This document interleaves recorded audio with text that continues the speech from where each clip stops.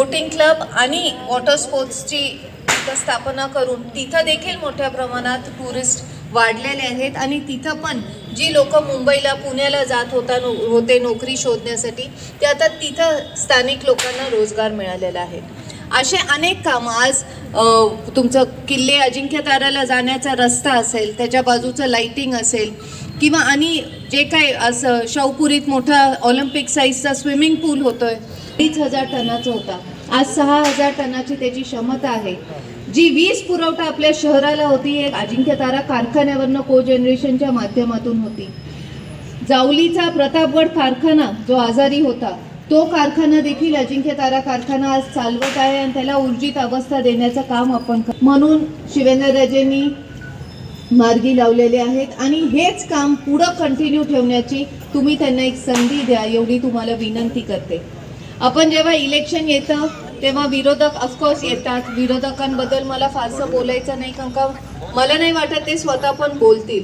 सगळ्यात महत्त्वाचं म्हणजे आपल्या इथं झालेलं गव्हर्नमेंट मेडिकल कॉलेज। आज गव्हर्नमेंट मेडिकल कॉलेज होऊन 3 वर्ष म्हणजे 3ऱ्या वर्षाचे विद्यार्थी तिथे शिकत आहेत। मेडिकल कॉलेज होणं म्हणजे नुसतंच कॉलेज होऊन तिथं मुलं डॉक्टर होतील आणि विद्यार्थी शिकवतील असं नाहीये।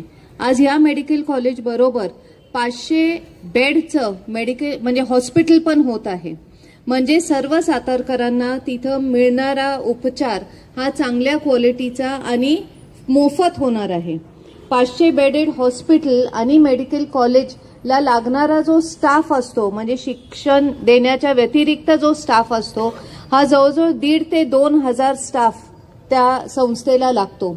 मग तो ॲडमिनिस्ट्रेटिव्ह असेल, मेंटेनन्सचा असेल, अगदी म्हणजे ड्रायव्हर्स पासून सिक्युरिटी पासून ते क्लिनिंग, हॉस्टेल्स, हॉटेल व्यवसाय अशा अनेक पद्धतीने तिथं व्यवसाय सुरू होतात आणि जास्तीत जास्त लोकांना काम मिळतं, म्हणजे एक मोठी इंडस्ट्री यावी साताऱ्यात असा हे मेडिकल कॉलेजचा उपयोग नुसतंच कॉलेज म्हणून नाही पण नोकऱ्या मिळण्याच्या दृष्टिकोनातनं पण झालेलं आहे। आज मेडिकल कॉलेज झालं त्याच्यापासून आपण एक लक्षात घ्या की आज साताऱ्यातला मूल हे साताऱ्यातच कुठलंही शिक्षण घेऊ शकतं, म्हणजे इंजिनिअरिंग, लॉ, परत तुमचं मेडिकल तर आहेच, आर्किटेक्चर वगैरे जे काही शिक्षण पाहिजे हे साताऱ्यातील मुलं ही साताऱ्यातच घेऊ शकतात, त्याच्यासाठी त्यांना बाहेर गावी जायची गरज नाहीये। त्याचबरोबरीने आपल्या सातारा शहराची हद्दवाढ झाली। आता जसं दादांनी सांगितलं की आपली सातारा शहराचीच लोकसंख्या 2 लाख आता झालेली आहे। हळूहळू आपली वाटचाल ही महानगरपालिकेच्या दृष्टिकोनातून चाललेली आहे। आपल्या शहराला जास्त फंड्स येतील आणि नक्कीच जास्त सुधारणा होतील। आज शिवसृष्टीची निर्मिती झालेली आहे, आपलं सेल्फी पॉइंट केलेलं आहे। आज साताऱ्यातील सगळे रस्ते हे पूर्णत्वाकडे झालेले आहेत।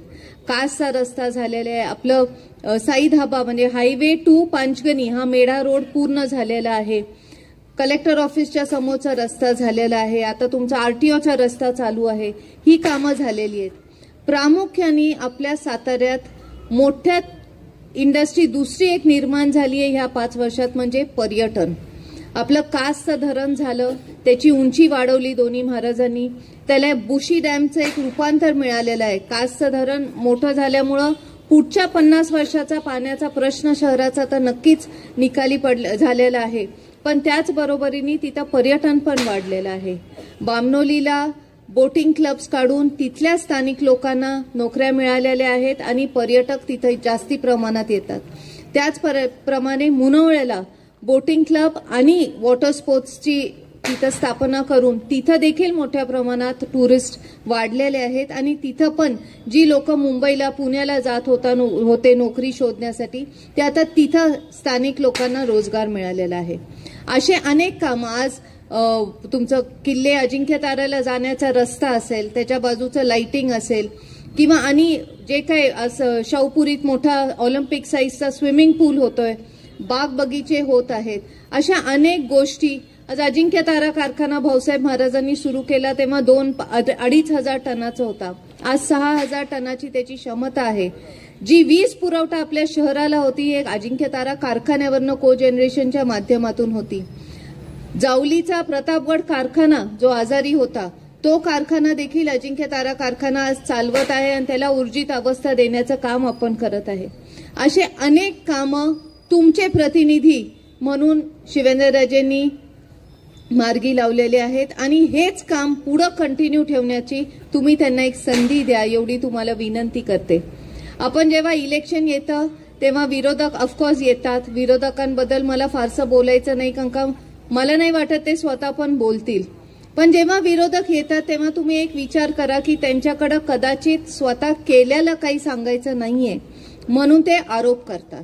म्हणजे त्यांचं कुठलंही वक्तव्य किंवा काय हे स्वतः केलेलं काहीच नाहीये म्हणून केवळ आरोप करायचे असं पद्धतीचं असतं. पण मला सातारच्या जनतेला एक सांगायचंय की 2019 साली जे कोण विरोधात होतं परत ते तुमच्यापर्यंत आले का? एकदा इलेक्शन झाल्यानंतर 2019 साली नंतर कोविड झालं. कोविड ही अतिशय भयानक प्रकार अख्ख्या जगात झालं. त्यावेळेस हे विरोधक आले का? मला अगदी अभिमानाने सांगायचंय की शिवेंद्रराजे हे पहिले आमदार होते अख्ख्या महाराष्ट्रात ज्यांनी गव्हर्नमेंटला सांगितलं की पुष्कर मंगल कार्यालय माझी वास्तू आहे, तुम्ही तिथं कोविड केअर सेंटर काढा. कलेक्टर साहेबांनी सांगितलं आम्ही प्रायव्हेट वास्तूत खर्च करू शकत नाही म्हणून आम्ही स्वतः स्वखर्चानी 90 bedded with oxygen Covid care centre तिथं काढलं आणि चालवलेलं होतं. हे विरोधक आले होते का? जर मागच्या इलेक्शनला शिवेंद्रराजांच्या विरुद्ध उदयनराजांच्या विरुद्ध मतदान होतं तर ती लोक परत तुमचा हाल हवाल विचारायला येतात का? आज आपल्या साताऱ्यात शांतता आहे आपण सगळे म्हणतो, कुठलेही जातीयवाचक दंगली होत नाहीत. दंगली या कायम राजकारणासाठीच होत असतात पण साताऱ्यात होत नाहीत का? कारण का आपले महाराज ठामपणे उभा राहतात प्रत्येक नागरिकाच्या मागे. ज्यावेळेस कोविड झालं प्रत्येक नागरिकाचं लसीकरण झालं. कुठलीही जात पात धर्म न बघता प्रत्येक नागरिकाला मोफत लसीकरण झालं. एक डोस, दुसरा डोस, काही लोकांना तिसरा डोस वयानुसार देण्यात आला. आज अमेरिकेसारखा देश तिथल्या नागरिकांना लस विकत घेऊन लसीकरण करायला लागलं. पण आपल्या हिंदुस्थानात प्रत्येकाला मोफत लसीकरण दिलेलं आहे शासनाने. मग हे लोक आहेत ज्यांना आपल्या नागरिकांचं हित जोपासायला येतं. आणि शिवेंद्रराजे उदयनराजे कायमस्वरूपी साताऱ्यातील जनतेसाठी काम करत असतात, कटिबद्ध असतात आणि सर्व स्तरातील लोकांना एकत्रित घेऊन जातात. आणि म्हणूनच आपण या इलेक्शनमध्ये कुठलाही दुसरा विचार न करता जे आपल्यासाठी आहेत, जे आपल्यासाठी काम करतात त्यांच्या मागे आपण राहूया. हे निश्चित मनाला एक गाठ बांधा आणि येत्या 20 तारखेला त्यांचं चिन्ह कमळ आहे. Ballot box